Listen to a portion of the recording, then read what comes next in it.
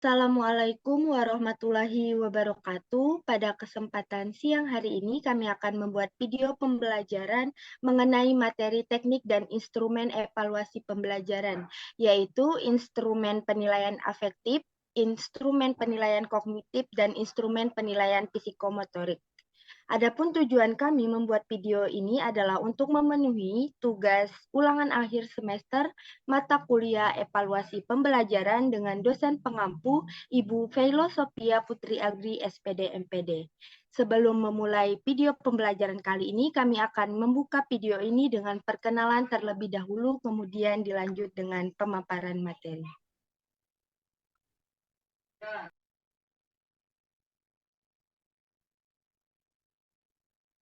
Perkenalkan, nama saya Niken Aulia Ramadhani. Perkenalkan, saya Rizka Setianingrum. Perkenalkan, saya Dian Juwita. Perkenalkan, nama saya Farica Dwisa Putri.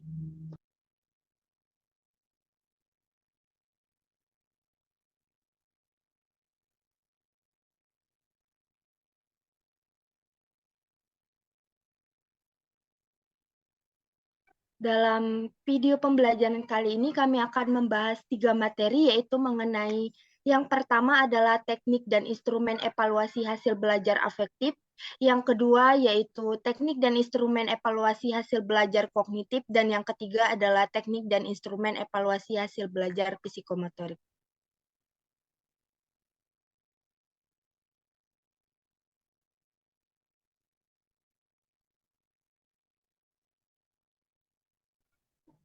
Teknik dan instrumen. Pada dasarnya, teknik dan instrumen merupakan hal yang tidak jauh berbeda. Persamaan di antara keduanya merupakan suatu hal yang dapat membantu menghasilkan sesuatu. Hanya saja menurut penulis, perbedaan antara teknik dan instrumen terletak pada bentuknya. Teknik lebih berbentuk sebagai sebuah cara, metodologi, ciri khas, dan konsep dalam melakukan sesuatu. Sedangkan instrumen lebih kepada bentuk alat fisiknya. Next. Jadi, apa sih yang dimaksud dengan penilaian afektif? Ranah afektif adalah ranah yang berkaitan dengan sikap dan nilai. Sikap adalah salah satu istilah bidang psikologi yang berhubungan dengan persepsi dan tingkah laku. Istilah sikap dalam bahasa Inggris disebut attitude. Attitude adalah suatu cara bereaksi terhadap suatu perangsang. Suatu kecenderungan untuk bereaksi terhadap suatu perangsang atau situasi yang dihadapi. Sikap melibatkan beberapa pengetahuan tentang situasi, tetapi aspek yang paling esensial dalam sikap adalah adanya perasaan atau emosi, kecenderungan terhadap perbuatan yang berhubungan dengan pengetahuan. Menurut ASU 2014, halaman 102.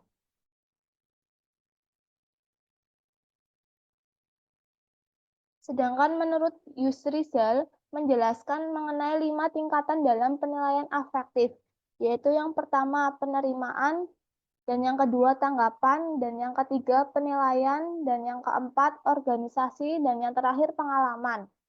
Penerimaan merupakan semacam kepekaan dalam menerima rangsangan atau stimulasi dari luar yang datang kepada siswa dalam bentuk masalah, situasi, dan lain-lain.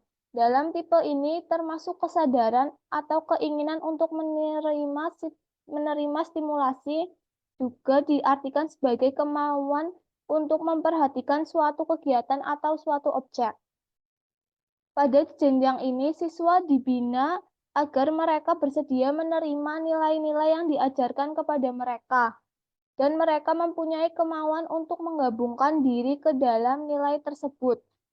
Contohnya seperti siswa mendengarkan penjelasan guru dengan penuh perhatian. Dan yang kedua yaitu mengenai tanggapan atau responding, yaitu suatu sikap yang menunjukkan adanya partisipasi aktif atau kemampuan menanggapi, kemampuan yang dimiliki seseorang untuk mengikutsertakan dirinya secara aktif dalam fenomena tertentu. Hal ini mencakup seperti ketepatan reaksi, perasaan, dan kepuasan dalam menjawab stimulasi dari luar yang datang kepada dirinya. Contohnya seperti siswa mengerjakan pekerjaan rumah, atau berpartisipasi dalam diskusi kelas, dan lain-lain. Dan yang ketiga yaitu mengenai penilaian. Penilaian atau menghargai yaitu artinya memberikan nilai atau memberikan penghargaan terhadap suatu kegiatan atau objek, sehingga kegiatan itu jika tidak dikerjakan akan memberikan sebuah penyesalan. Dalam kaitannya dengan proses pembelajaran, peserta didik tidak hanya mau menerima nilai yang diajarkan, tetapi mereka juga memiliki kemampuan menilai konsep atau fenomena dalam bentuk baik maupun buruk. Contohnya seperti siswa menunjukkan kepercayaan terhadap proses kinerja kelompok dalam pemecahan masalah. Dan yang ketiga yaitu organisasi. Yang keempat yaitu organisasi, yaitu pengembangan dari nilai ke dalam suatu organisasi termasuk juga hubungan suatu nilai dengan nilai yang lain. Pemantapan dan prioritas nilai yang telah dimilikinya. Yang termasuk dalam organisasi ialah konsep tentang nilai, organisasi sistem nilai, dan lain-lain. Contohnya seperti siswa mengenali kebutuhan akan keseimbangan kebebasan dan tanggung jawab dalam kelompok kooperatif untuk memecahkan masalah dalam pembelajaran. Dan yang terakhir yaitu mengenai pengamalan. Pengamalan adalah keterpaduan suatu sistem nilai yang telah dimiliki oleh seseorang, yang mempengaruhi pola kepribadian dan tingkah lakunya. Contohnya seperti siswa dapat bekerja sama melalui kelompok yang kooperatif menggunakan pendekatan objektif dalam pemecahan masalah. Selanjutnya yaitu unsur-unsur ranah afektif dibagi menjadi 4. Yang pertama yaitu karakter.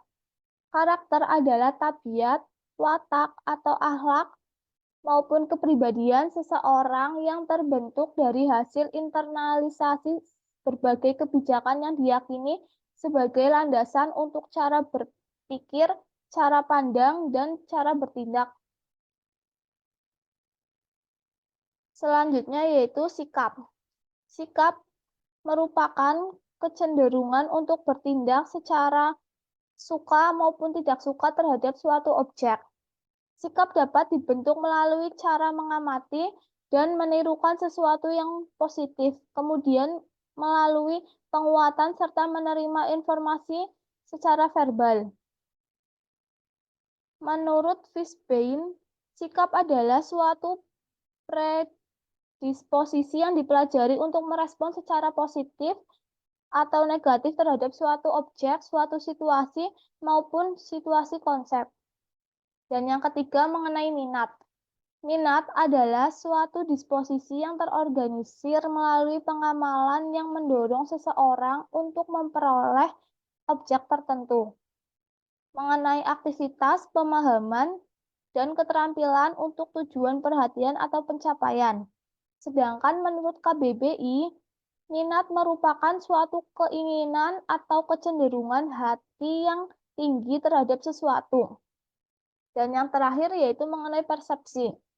Persepsi atau tanggapan adalah proses mental yang terjadi pada diri manusia yang dapat menunjukkan bagaimana kita melihat, mendengar, merasakan, serta meraba. Selanjutnya yaitu next. Langkah-langkah menyusun instrumen penilaian afektif, yaitu ada 11. Yang pertama, menentukan spesifikasi instrumen. Spesifikasi instrumen terdiri dari tujuan dan kisi-kisi instrumen itu sendiri. Dalam bidang pendidikan, pada dasarnya pengukuran afektif ditinjau dari tujuannya. Contohnya, instrumen sikap. Yang kedua yaitu menulis instrumen. Dan yang ketiga yaitu menentukan sistem atau menentukan skala instrumen. Secara garis besar, skala instrumen dapat digunakan untuk penelitian yaitu skala Thurston, skala Likert, dan skala beda semantik. Dan yang keempat yaitu menentukan skala penskoran. Sistem penskoran yang digunakan tergantung pada skala pengukuran tersebut. Dan yang Kelima yaitu menelaah instrumen.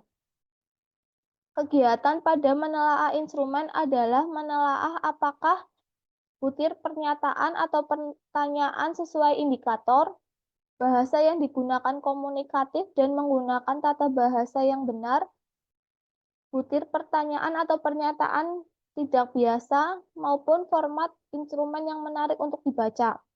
Telaah dilakukan oleh pakar dalam bidang yang diukur dan akan lebih baik jika ada pakar penilaian.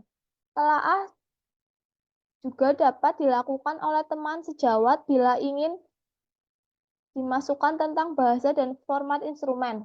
Selanjutnya yaitu merakit instrumen.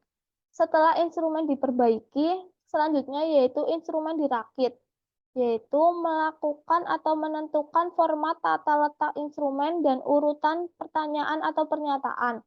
Format instrumen harus dibuat menarik dan tidak terlalu panjang, sehingga responden tertarik untuk membaca dan mengisinya.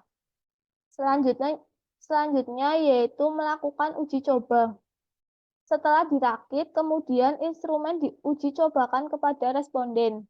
Sesuai dengan tujuan penelitian yaitu apakah kepada peserta didik, kepada guru, atau kepada orang lain. Untuk itu dipilih sampel mengenai karakteristiknya melalui populasi yang ingin dinilai. Selanjutnya yaitu menganalisis hasil uji coba. Analisis hasil uji coba meliputi variasi jawaban tiap butir pernyataan atau pertanyaan itu sendiri. Selanjutnya yaitu memperbaiki skala instrumen. Perbaikan dilakukan terhadap butir-butir pernyataan atau pertanyaan yang tidak baik berdasarkan hasil uji coba. Dapat saja hasil telaah instrumen baik, tetapi hasil uji coba empirik tidak baik. Oleh karena itu, butir pertanyaan atau pernyataan instrumen harus diperbaiki. Selanjutnya yaitu melaksanakan pengukuran. Melaksanakan pengukuran perlu memperhatikan waktu dan ruangan yang digunakan. Waktu pelaksanaan bukan pada waktu responden yang sudah lelah. Ruang untuk mengisi instrumen harus memiliki cahaya atau penerangan yang cukup dan sirkulasi udara yang baik. Dan yang terakhir yaitu mengenai menafsirkan hasil pengukuran. Hasil pengukuran berupa skor atau angka. Untuk menafsirkan hasil pengukuran diperlukan suatu kriteria. Kriteria yang digunakan tergantung pada skala dan jumlah butir pernyataan atau pertanyaan yang digunakan.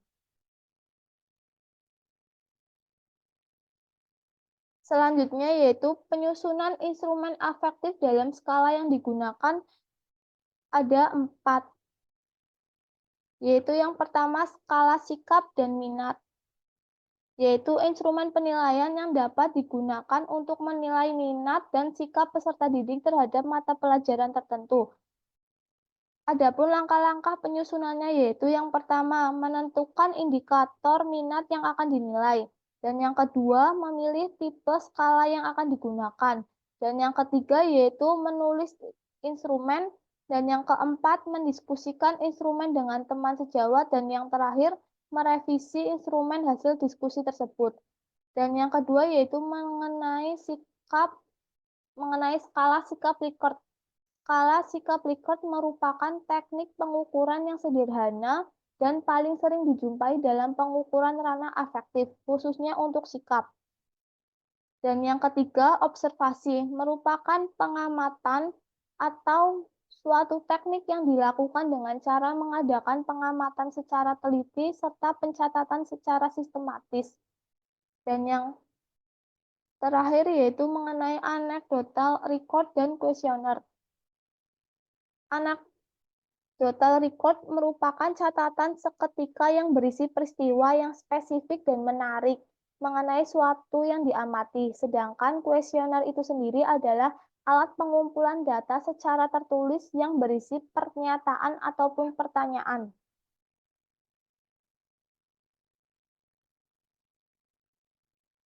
Baik, yang selanjutnya adalah mengenai teknik dan instrumen penilaian sikap. Apa sih itu penilaian sikap? Penilaian sikap merupakan penilaian terhadap kecenderungan perilaku peserta didik sebagai hasil pendidikan baik di dalam maupun di luar kelas. Dalam hal ini, penilaian sikap ditujukan untuk mengetahui capaian dan membina perilaku serta budi pekerti peserta didik sesuai butir-butir sikap dalam kompetensi dasar pada kompetensi inti sikap spiritual dan kompetensi inti sikap sosial. Dalam penilaian sikap ini terdiri menjadi 4 macam, yaitu mengenai observasi, yang kedua mengenai penilaian diri, yang ketiga penilaian antar teman, dan yang keempat adalah jurnal catatan guru. Yang pertama yaitu mengenai observasi. Teknik observasi merupakan teknik penilaian yang dilakukan secara berkesinambungan dengan menggunakan indera baik secara langsung maupun tidak langsung, dengan menggunakan format observasi yang berisi sejumlah indikator perilaku yang diamati. Hal ini dilakukan saat pembelajaran maupun di luar pembelajaran. Cakupan penilaian sikap ini meliputi penilaian sikap spiritual, yaitu menghargai dan menghayati ajaran agama yang dianut, dan penilaian sikap sosial yang terdiri dari sikap jujur, disiplin, tanggung jawab, toleransi, gotong royong, santun, dan percaya diri. Observasi dalam penilaian sikap peserta didik merupakan teknik yang dilakukan secara berkesinambungan melalui pengamatan perilaku. Asumsinya setiap peserta didik pada dasarnya berperilaku baik, sehingga yang perlu dicatat hanya perilaku yang sangat baik atau positif atau kurang baik, yaitu negatif yang berkaitan dengan indikator sikap spiritual dan sikap sosial. Pedoman observasi ini juga dilengkapi dengan rubrik dan petunjuk penskoran. Rubrik memuat petunjuk atau uraian dalam penilaian skala atau daftar cek, sedang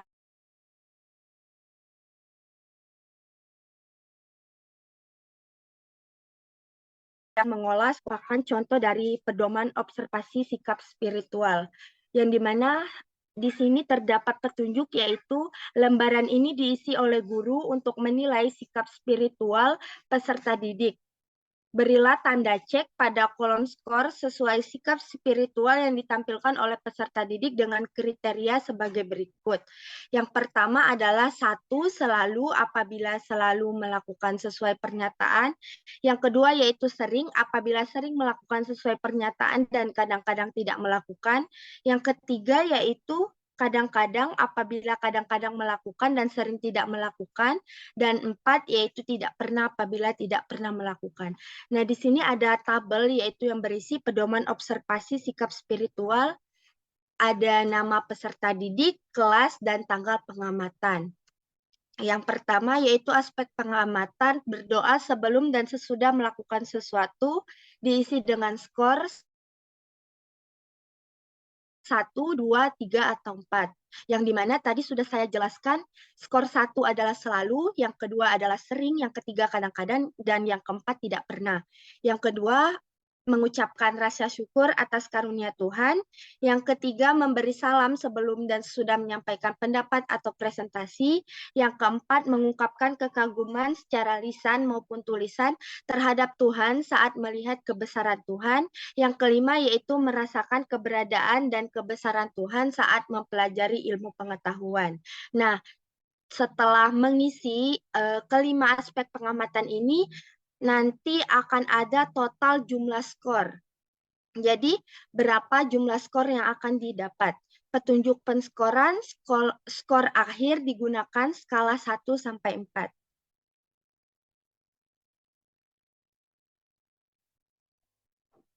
Yang kedua yaitu penilaian diri. Penilaian diri merupakan teknik penilaian dengan cara meminta peserta didik mengemukakan kelebihan dan kekurangan dirinya dalam konteks pencapaian kompetensi. Instrumen yang digunakan untuk penilaian diri berupa lembar penilaian yang dirumuskan secara sederhana tetapi jelas dan tidak bermakna ganda dengan bahasa yang lugas yang dapat dipahami peserta didik dan menggunakan format sederhana yang mudah diisi peserta didik. Lembar penilaian diri dibuat sedemikian rupa sehingga dapat menunjukkan sikap peserta didik dalam situasi yang nyata atau sebenarnya, bermakna dan mengarahkan peserta didik mengidentifikasi kekuatan atau kelemahannya. Hal ini untuk menghilangkan kecenderungan peserta didik menilai dirinya secara subjektif. Penilaian diri ini juga dapat memberikan dampak positif terhadap perkembangan kepribadian peserta didik, yaitu yang pertama adalah dapat menumbuhkan rasa percaya diri karena diberi kepercayaan untuk menilai diri sendiri. Yang kedua yaitu peserta didik menyadari kekuatan dan kelemahan diri karena ketika melakukan penilaian harus melakukan introspeksi terhadap kekuatan dan kelemahan yang dimiliki. Yang ketiga yaitu dapat mendorong membiasakan melatih peserta didik untuk berbuat jujur karena dituntut untuk jujur dan objektif dalam melakukan penilaian. Dan yang keempat yaitu membentuk sikap terhadap mata pelajaran atau pengetahuan. Kemudian penilaian diri oleh peserta didik ini dilakukan melalui langkah-langkah, yaitu yang pertama menjelaskan kepada peserta didik tujuan penilaian diri, yang kedua menentukan indikator yang akan dinilai, yang ketiga menentukan kriteria penilaian yang akan digunakan, dan yang keempat yaitu merumuskan format penilaian berupa daftar cek atau checklist atau skala penilaian rating scale atau dalam bentuk esai untuk mendorong peserta didik mengenali diri potensinya. Nah, berikut ini merupakan contoh dari penilaian diri, yaitu lembar penilaian diri sikap jujur, yang dimana ada nama peserta didik, kelas, tanggal, kemudian petunjuknya adalah bacalah pernyataan yang ada dalam kolom dengan teliti, yang kedua yaitu berilah tanda cek sesuai dengan kondisi dan keadaan kalian sehari-hari. Nah, berikut ini ada tabel lembar penilaian diri sikap jujur, yang dimana ada 5 pernyataan, yaitu yang pertama, 1, saya mencontek pada saat mengerjakan ulangan. Yang kedua yaitu saya menyalin karya orang lain tanpa menyebutkan sumbernya pada saat mengerjakan tugas. Yang ketiga, saya melaporkan kepada yang berwenang jika menemukan barang. Yang keempat, saya berani mengakui kesalahan yang saya lakukan. Yang kelima, saya mengerjakan soal ujian tanpa melihat jawaban yang lain. Dengan keterangan yaitu SL merupakan selalu apabila selalu melakukan sesuai pernyataan, SR sering apabila sering melakukan sesuai pernyataan dan kadang-kadang tidak melakukan, KD yaitu kadang-kadang apabila kadang-kadang melakukan dan sering tidak melakukan, TP tidak pernah apabila tidak pernah melakukan. Nah, kemudian petunjuk penskoran, lihat petunjuk penskoran pada pedoman observasi sikap spiritual, yaitu yang dimana tadi sudah saya jelaskan di bagian observasi. Next. Kemudian adalah penilaian antar teman. Penilaian antar teman merupakan teknik penilaian dengan cara meminta peserta didik untuk saling menilai terkait dengan sikap dan perilaku keseharian peserta didik. Instrumen yang digunakan berupa lembar penilaian antar peserta didik. Penilaian antar teman dapat mendorong yaitu yang pertama objektivitas peserta didik. Yang kedua yaitu empati, yang ketiga mengapresiasi keragaman atau perbedaan, dan yang keempat adalah refleksi diri. Penilaian antar teman ini paling cocok dilakukan pada saat peserta didik melakukan kegiatan kelompok. Misalnya setiap peserta didik diminta mengamati atau menilai 2 orang temannya dan dia juga dinilai oleh 2 orang teman lainnya dalam kelompok. Next. Kemudian yang keempat adalah jurnal catatan guru. Jurnal catatan guru merupakan catatan pendidik di dalam dan di luar kelas yang berisi informasi hasil pengamatan tentang kekuatan dan kelemahan peserta didik yang berkaitan dengan sikap dan perilaku. Jurnal dapat dikatakan sebagai catatan yang berkesinambungan dari hasil observasi. Jurnal catatan guru merupakan catatan pendidik di dalam dan di luar kelas yang berisi informasi hasil pengamatan tentang kekuatan dan kelemahan peserta didik yang berkaitan dengan sikap dan perilaku. Jurnal dapat dikatakan sebagai catatan yang berkesinambungan dari hasil observasi. Next. Berikut ini merupakan penilaian dari adanya jurnal, yaitu yang pertama diisi dengan tanggalnya berapa, nama siapa, catatan pengamatan KI1 dan KI2, kekuatan yaitu yang pertama adalah sangat terbiasa berdoa sebelum dan sesudah belajar. Kelemahannya perlu usaha-usaha pembiasaan dalam bersuci sebelum beribadah. Tindak lanjut perlu pembiasaan dan bimbingan dalam bersuci. Menunjukkan, kekuatan yang kedua yaitu menunjukkan sikap percaya diri dan bekerja sama yang sangat menonjol. Kelemahannya yaitu namun masih kurang teliti. Tindak lanjutnya sering diberi latihan yang melibatkan ketelitian. Dengan keterangan kolom 1 diisi nomor urut, kolom 2 diisi dengan tanggal pengamatan, dan kolom 3 diisi dengan nama siswa. Kolom 4 diisi kekuatan sikap siswa yang berkaitan dengan KI 1 dan atau KI 2 seperti yang tertuang pada tabel di bawah. Kolom 5 diisi kelemahan sikap siswa yang berkaitan dengan KI 1 atau KI 2 seperti yang tertuang pada tabel di bawah. Kolom 6 diisi tindak lanjut yang direncanakan oleh guru, sekolah, dan orang tua berdasarkan hasil pengamatan terhadap siswa.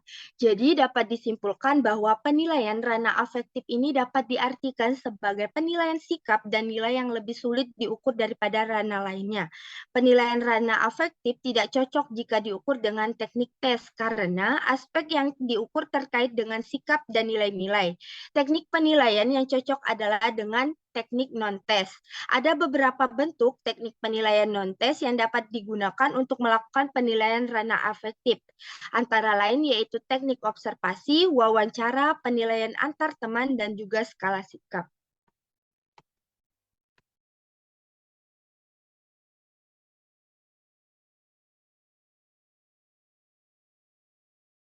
Oke, yang selanjutnya apa yang dimaksud dengan penilaian kognitif?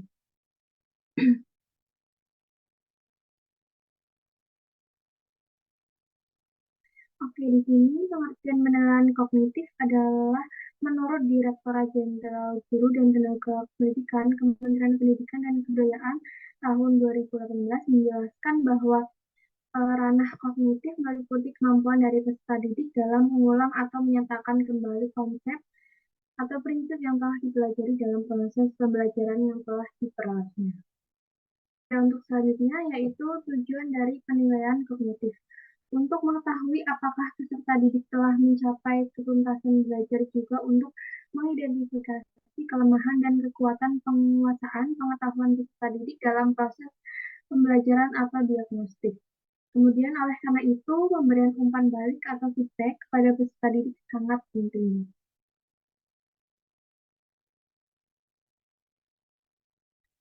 Kemudian proses penyusunan penilaian kognitif. Penilaian kognitif sebagai instrumen penilaian potensi yang diharapkan sesuai dengan karakteristik yang memiliki peran strategis.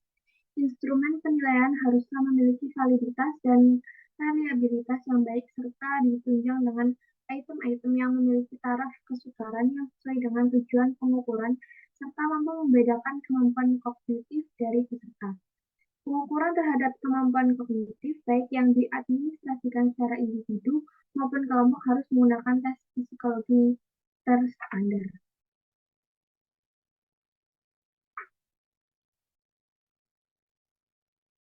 Oke, kemudian di sini ada aspek penilaian kognitif. Yang pertama, yaitu tingkat pengetahuan atau knowledge.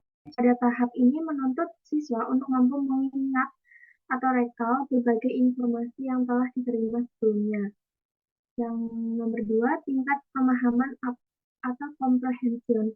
Pada tahap ini, kategori pemahaman dihubungkan dengan kemampuan untuk menjelaskan pengetahuan informasi yang telah diketahui dengan kata-kata sendiri. Yang ketiga yaitu tingkat penerapan atau application. Penerapan merupakan kemampuan untuk menggunakan atau untuk menerapkan informasi yang telah dipelajari ke dalam situasi yang baru serta memecahkan berbagai masalah yang timbul.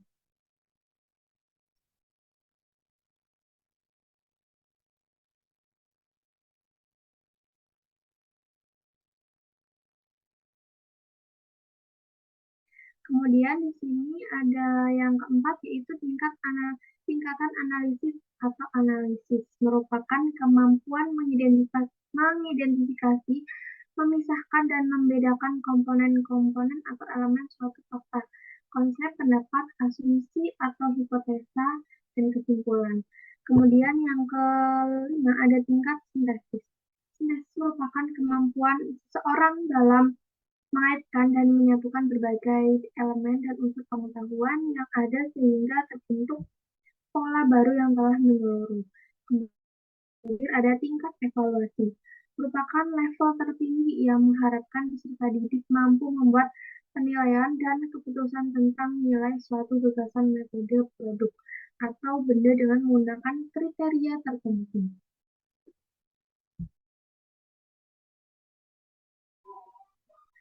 Kemudian ada bentuk tes kognitif. Yang pertama, tes atau pertanyaan lisan di kelas. Yang kedua ada pilihan ganda. Yang ketiga ada uraian non-objektif atau uraian bebas. Yang keempat, jawaban atau isi singkat. Yang kelima, portofolio. Lalu yang keenam ada performance.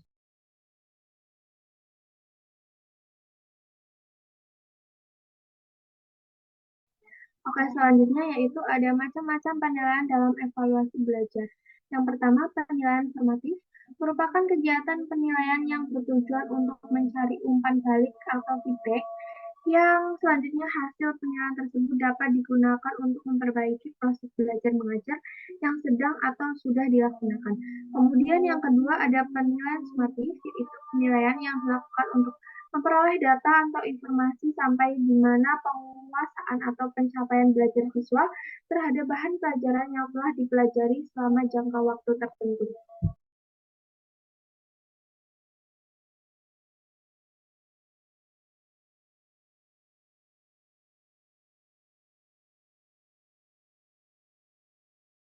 Baik, selanjutnya apa yang dimaksud penilaian psikomotorik?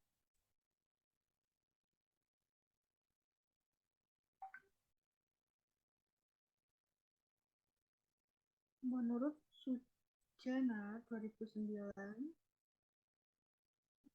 sarana psikomotorik adalah bentuk keterampilan skill dan kemampuan bertindak individu. Lebih lanjut, Sujana menguraikan tipe hasil belajar ranah psikomotorik berkaitan dengan keterampilan atau kemampuan untuk bertindak setelah peserta didik menerima pengalaman belajar tertentu. Psikomotorik adalah ranah yang berkaitan dengan keterampilan atau skill atau kemampuan bertindak setelah seorang menerima pengalaman belajar tertentu.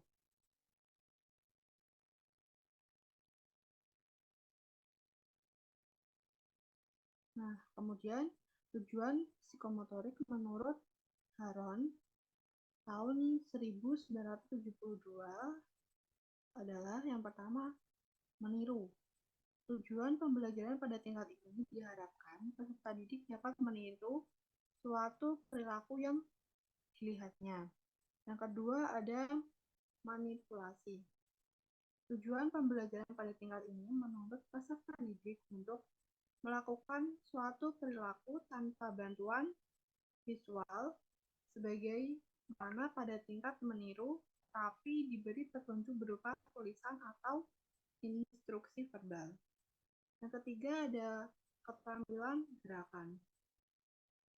Tujuan pembelajaran pada level ini, peserta didik mampu melakukan suatu perilaku tanpa menggunakan contoh visual maupun petunjuk tertulis dan melakukannya dengan lancar, tepat, seimbang, dan akurat.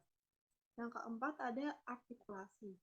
Tujuan pembelajaran pada level ini, peserta didik mampu menunjukkan serangkaian gerakan dengan akurat, urutan yang benar, dan kecepatan yang tepat. Dan yang kelima yaitu naturalisasi. Tujuan pembelajaran pada tingkat ini, peserta didik mampu melakukan gerakan tertentu secara spontan tanpa berpikir lagi cara melakukannya dan urutannya.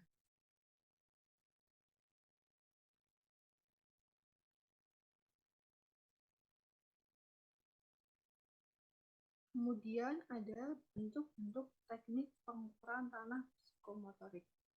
Yang pertama ada daftar cek. Pengukuran ranah psikomotorik dapat dilakukan dengan menggunakan daftar cek. Ya atau tidak.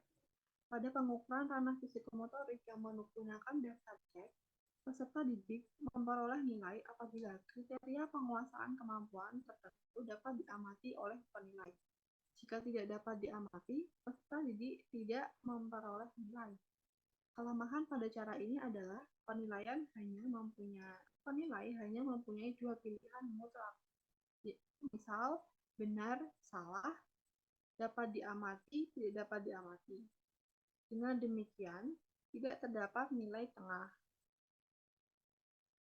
Berikut ini adalah contoh daftar cek yang berisi ada nama, kelas, mata pelajaran, satuan pendidikan, kemudian ada tabel yang berisi aspek penilaian, kemudian penilaiannya nanti ada ya dan tidak.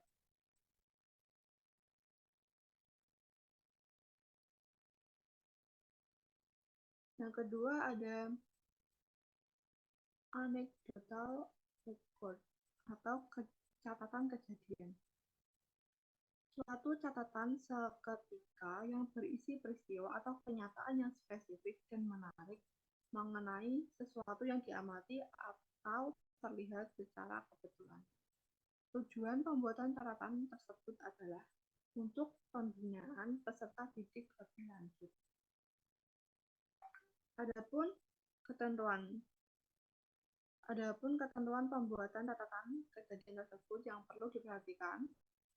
Yang pertama, berisi deskripsi faktual tentang peristiwa yang secara jelas mencatat apa, kapan, dan dalam kondisi yang bagaimana peristiwa itu terjadi. Yang kedua, bermakna untuk pendidikan, terutama yang berhubungan dengan hasil belajar. Yang ketiga, deskripsi faktual harus dipisahkan dari interpretasi atau catatan lainnya. Berikut ini adalah contoh gambaran dari catatan kejadian. Ada nama, kelas, tempat, mencatat, deskripsi, dan interpretasi.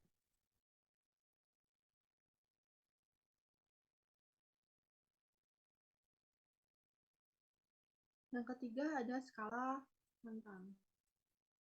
Pengukuran ranah psikomotorik yang menggunakan skala rentan memungkinkan penilai memberi nilai penguasaan kompetensi tertentu karena pemberian nilai secara kontinu di mana pilihan kategori nilai lebih dari dua.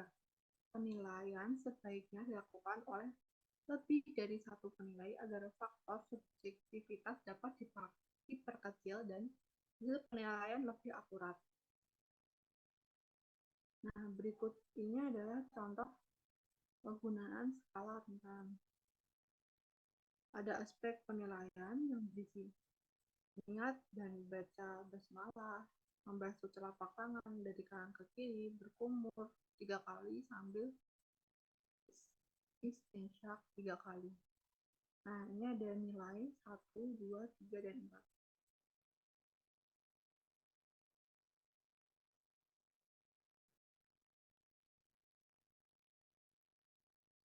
Berikutnya ada aspek keterampilan dapat dinilai dengan cara berikut.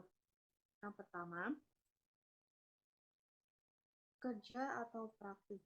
Kerja atau praktik adalah suatu penilaian yang meminta siswa untuk melakukan suatu tugas pada situasi yang sesungguhnya yang mengaplikasikan pengetahuan dan keterampilan yang dibutuhkan.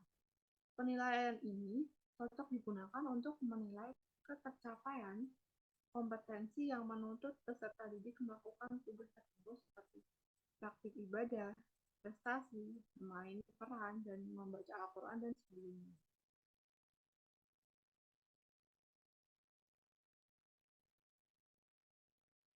Yang kedua, ada proyek penilaian. Proyek merupakan penilaian terhadap tugas yang mengandung investigasi dan harus diselesaikan dalam periode waktu tertentu. Tugas tersebut meliputi perencanaan, pelaksanaan, dan pelaporan. Proyek juga akan memberikan informasi tentang pemahaman dan pengetahuan siswa pada pembelajaran tertentu, kemampuan siswa dalam mengaplikasikan pengetahuan, dan kemampuan siswa untuk mengkomunikasikan informasi. Penilaian proyek sangat dianjurkan karena membantu mengembangkan keterampilan berpikir tinggi, yaitu berpikir kritis, pemecahan masalah, dan berpikir kreatif.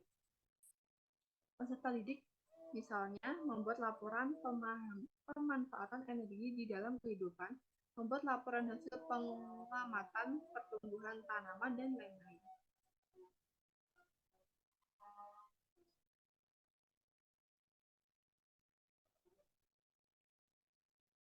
Yang ketiga ada produk.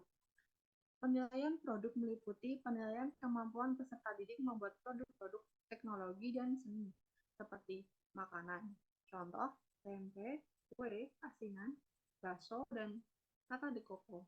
Pakaian, sarana kebersihan, contoh sabun, pasta gigi, cairan pembersih, dan sapu. Alat teknologi, contohnya adaptor, AC/DC, dan bel listrik. Hasil karya seni contohnya patung, lukisan, dan gambar. Dan barang-barang yang terbuat dari kain, kayu, keramik, plastik, atau logam.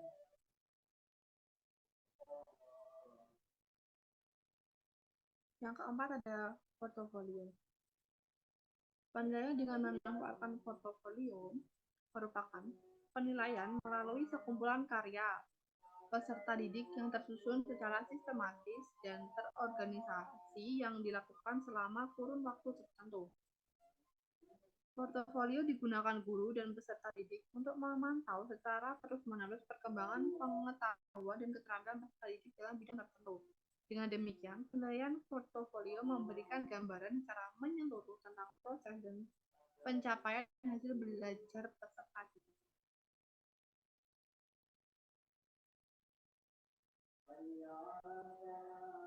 Selanjutnya ada teknik penskoran hasil evaluasi. Belajar hasil evaluasi hasil belajar psikomotorik. Salah satu instrumen untuk mengukur hasil belajar psikomotorik dapat menggunakan instrumen yang berupa skala penilaian atau rating scale. Skala penilaian umumnya menggunakan tentangan yang rentang dari sangat tidak sempurna sampai sangat sempurna. Jika dibuat skala 5, maka skala 1 paling tidak sempurna, dan skala 5 paling sempurna. Adapun teknik pemberian skor dengan menggunakan skala penilaian ini adalah dengan menuliskan skala pada setiap aspek atau indikator kemampuan sesuai dengan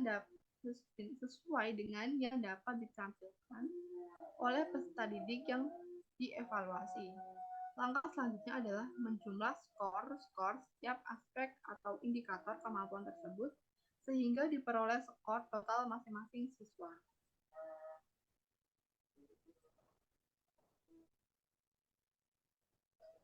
Sebagai contoh seperti tabel ini, skala penilaian kemampuan praktek sehat.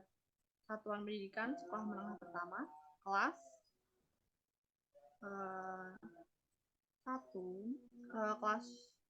7, semester 1, mata pelajaran pendidikan agama Islam. Ada nama, aspek yang dinilai, dan total skor. Keterangan, aspek yang dinilai: A. Kemampuan melakukan gerakan takbiratul ihram. B. Kemampuan melakukan gerakan rukuk. C. Kemampuan melakukan sujud. D. Kemampuan melakukan gerakan tahiyatul awal. E. Kemampuan melakukan gerakan tahiyatul akhir. F. Kemampuan melakukan salam. Pedoman peskoran: sangat baik 5, baik 4, cukup baik 3, kurang baik 2, dan tidak baik 1.